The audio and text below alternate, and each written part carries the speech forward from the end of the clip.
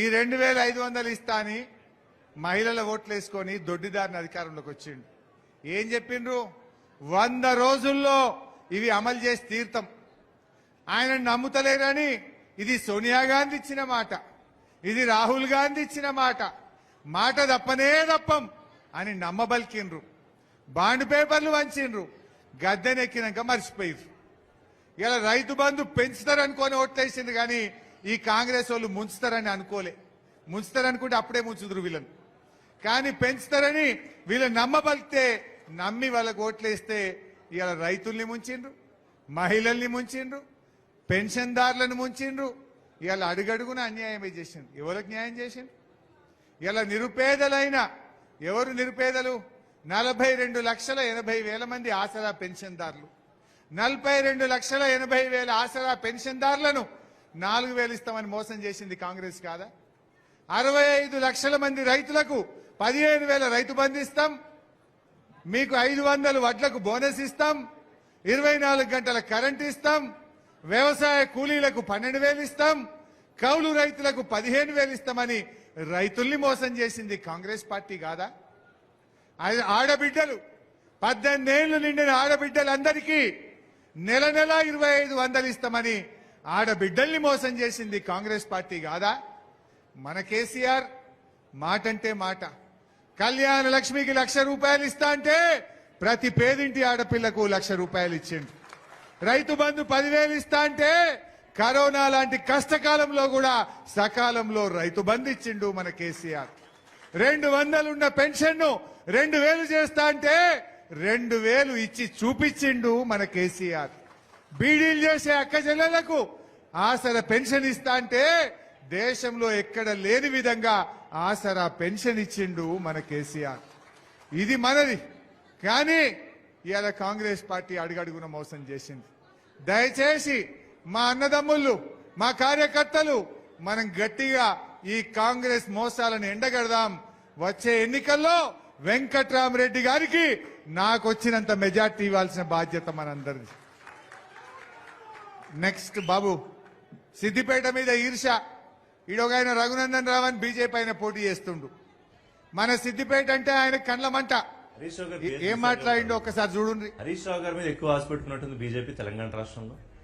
లేదు, ఆయన చాలా డెడికేషన్ తో, డిసిప్లిన్ తోటి ఈ రోజు రాష్ట్ర ప్రభుత్వంలో మంత్రిగా పనిచేస్తా ఉన్నారు. డెడికేషన్ తో, డిసిప్లిన్ తోటి ఈ రోజు రాష్ట్ర ప్రభుత్వంలో మంత్రిగా పనిచేస్తా ఉన్నారు.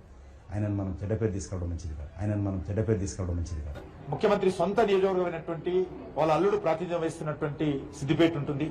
నియోజకవర్గం అయిపోగానే కేక్ కట్ చేసినట్టు, గీత పెట్టినట్టు అక్కడ దాకా నున్నగా ఉంటుంది రోడ్డు.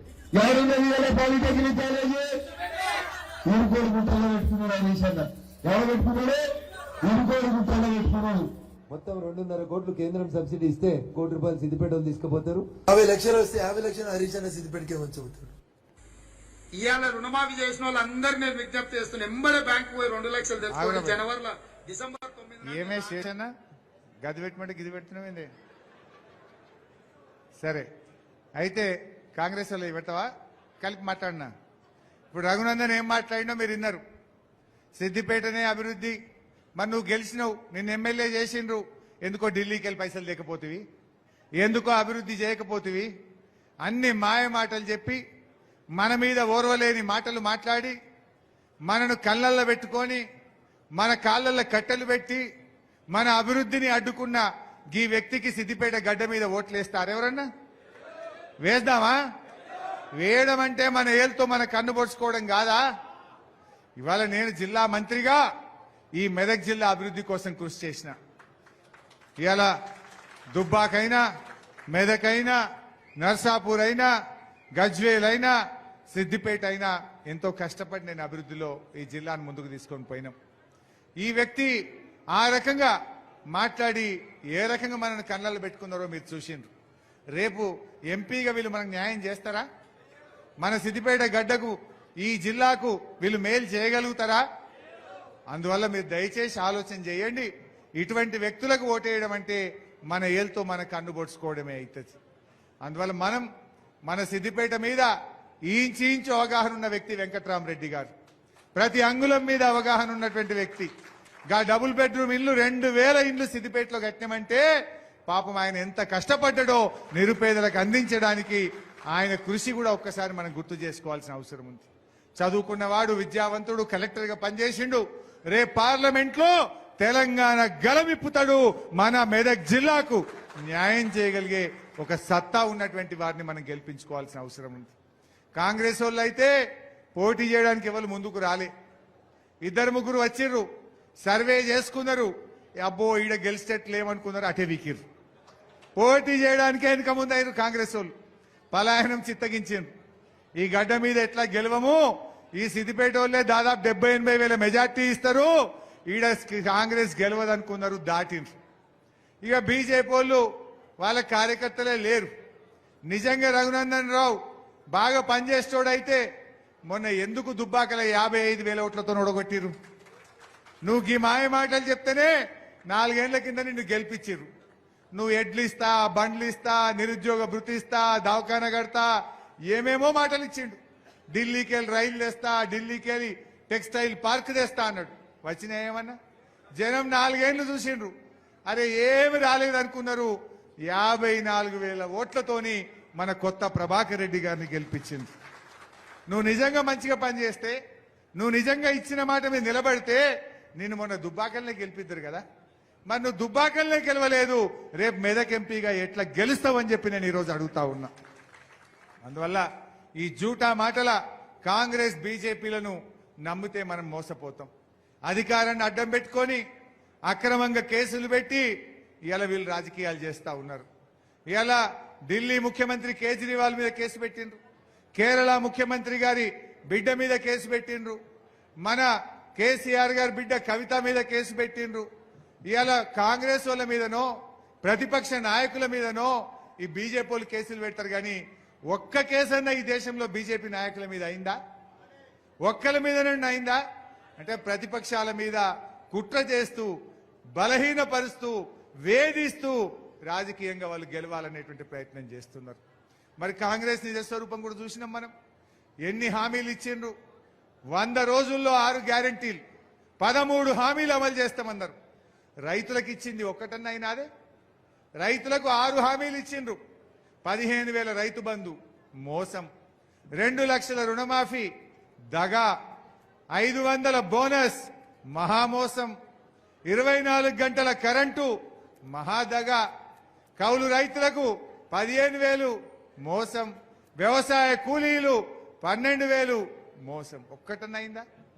కరెంటు కేసీఆర్ ఉండంగా మోటార్లు కాలినాయే ఊర్లల్లా? ఇప్పుడు కాల్తలేవు. ప్రతి రైతుకు పంట మీద 2 సార్లు మోటార్ కాలుతా ఉంది ఈరోజు. మళ్ళా ఊర్ల పొన్న బోరు బండ్లు వచ్చినాయి, మళ్ళా క్రేన్లు వచ్చినాయి. పోయిన 5 ఏళ్లలో ఎక్కడన్నా సిద్దిపేటలో బోరు బండి కనబడ్డా? అదే ఊర్ల పొన్న క్రేన్లు కనబడ్డాయే. కాంగ్రెస్ వచ్చింది, కరువు వచ్చింది. కాంగ్రెస్ వాళ్ళు వచ్చిండ్రు, మళ్ళీ మోటార్లు కాలుతున్నాయి. కాంగ్రెస్ వచ్చింది, మళ్ళీ ఒక్కొక్క రైతు 2 బోర్లు 3 బోర్లు వేయాల్సిన పరిస్థితి వచ్చింది. కాంగ్రెస్ వాళ్ళు వచ్చిండ్రు, మళ్ళా క్రేన్లు కిరాయికి తెచ్చి బాయిల్ పూడికి తీయాల్సిన పరిస్థితి వచ్చింది. మరి ఇటువంటి కాంగ్రెస్ నమ్మితే మనందరం కూడా మోసపోయేటువంటి పరిస్థితి ఉంటుంది.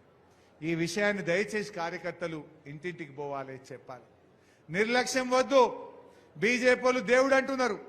దేవుడు మనందరికీ సమానమే. మనం కూడా పొద్దుగా లేస్తే రాముని మొక్కమా? మన కేసీఆర్ కూడా యాదాద్రి లక్ష్మీనరసింహస్వామి గుడి అంగరంగ వైభవంగా కట్టిండు. మనం రాజకీయం చేసినామా? బస్సులు పెట్టి మనం కూడా దొరకపోతుంటిమి. కావాలంటే మనం కూడా ఇంటికి ఒక లడ్డు పంపిస్తుంటిమి. మనం కూడా దేవుడిని వాడుకొని రాజకీయం చేయరాకపోతుండేనా? దేవుడు అందరి వాడు, దేవుడిని పెట్టుకొని రాజకీయాలు చేయొద్దు అనుకున్నాం మనం. అయినా కేసీఆర్ చేసినన్ని యజ్ఞాలు, హోమాలు, కేసీఆర్ కట్టినన్ని గుళ్ళు ఈ దేశంలో ముఖ్యమంత్రి అయినా కట్టిండా అని అడుగుతా ఉన్నా. ఒక్క సిద్దిపేట నియోజకవర్గంలో దాదాపు 200 దేవాలయాలు కట్టించినాం మనం. దేవుడి మీద మనకు నమ్మకం లేకనా? వాళ్ళు దేవుడిని అడ్డం పెట్టుకొని రాజకీయాలు చేసే ప్రయత్నం చేస్తున్నారు. దయచేసి కార్యకర్తలు మనము ఈ ప్రలోభాలకు గురి కావద్దు. సిద్దిపేట నియోజకవర్గమే ఒక దేవాలయంగా నేను పనిచేశాను. సిద్దిపేట ప్రజలే నా కుటుంబ సభ్యులుగా నేను పనిచేసిన. నా ఆరోగ్యాన్ని కూడా లెక్క చేయకుండా మా సిద్దిపేట ప్రజల ఆరోగ్యం కోసం 1000 పడకల ఆసుపత్రిని సిద్దిపేటలో రాత్రింబవళ్లు కష్టపడి కట్టించడం జరిగింది. ఇట్లా ఎన్నో కార్యక్రమాలు చేసినాం. ఏం చేసిండు రేవంత్ రెడ్డి? కాంగ్రెస్ ప్రభుత్వం రాగానే మన చిన్న కోడూరు రోడ్డు క్యాన్సిల్ చేసిండు. ఇవాళ చిన్న కోడూరు నుంచి అల్లిపూర్ దాకా 4 లైన్ రోడ్ శాంక్షన్ చేస్తే ఇవాళ దాన్ని క్యాన్సిల్ చేసిండ్రు. ఈ క్యాన్సిల్ చేసిన కాంగ్రెస్ పార్టీకి మనం బుద్ధి చెప్పొద్దా? నేను వెటర్నరీ కాలేజ్ మన పిల్లలు చదువుకోవాలని వెటర్నరీ కాలేజ్ శాంక్షన్ చేసి సగం పనులైన కలెక్టరేట్ పక్కన మీరు పోయి చూడండి. దాన్ని తీసుకుపోయి కొడంగల్ తీసుకుపోయింది. నువ్వు పెట్టుకో కొత్తగా కొడంగల్లా, కానీ సిద్దిపేటలో సగం పనులైన మా వెటర్నరీ కాలేజ్ ని నువ్వు కొడంగల్ తరలిస్తే మా సిద్దిపేట ప్రజలందరూ రేపు నీ కాంగ్రెస్ పార్టీ డిపాజిట్ గల్లంతు చేసి బుద్ధి చెప్తారు. ఇది అన్యాయం కాదా? నువ్వు ఏ రకంగా తీసుకుపోతావు? మేం కొడంగల్కి వ్యతిరేకం కాదు, పెట్టు కొత్తది. కానీ సిద్దిపేట మీద కక్ష ఎందుకు? సిద్దిపేట మీద నీకు పగ ఎందుకు? మా కాలేజీని ఎందుకు క్యాన్సిల్ చేసినావో సమాధానం చెప్పాలని చెప్పి నేను అడుగుతా ఉన్నా. అంటే మన కాలేజీ గుంజుకపోతారు, మన రోడ్లు క్యాన్సిల్ చేస్తారు, మన శిల్పారామం పని సగం లాపుతారు. ఇటువంటి కాంగ్రెస్ కు ఓటేస్తే మరి మనను మనం ఆగం చేసుకున్నట్టు కాదా? మోసకారులకు, మనకు అన్యాయం చేసిన వాళ్లకు, మనకు నష్టం చేసిన వాళ్లకు మనం సర్ది కడదామా? సర్ది కడదామా? దయచేసి ఇది ఊర్లలో చర్చ పెట్టండి, గ్రామాల్లో చర్చ పెట్టండి. నేను మా పెద్ద నాయకులను కూడా కోరుతున్నా, జర మీరు కార్యకర్తల్ని సమన్వయం చేయక కొంచెం ఇబ్బంది వస్తా ఉంది. మీ మధ్య ఉండే చిన్న చిన్న భేదాభిప్రాయాలు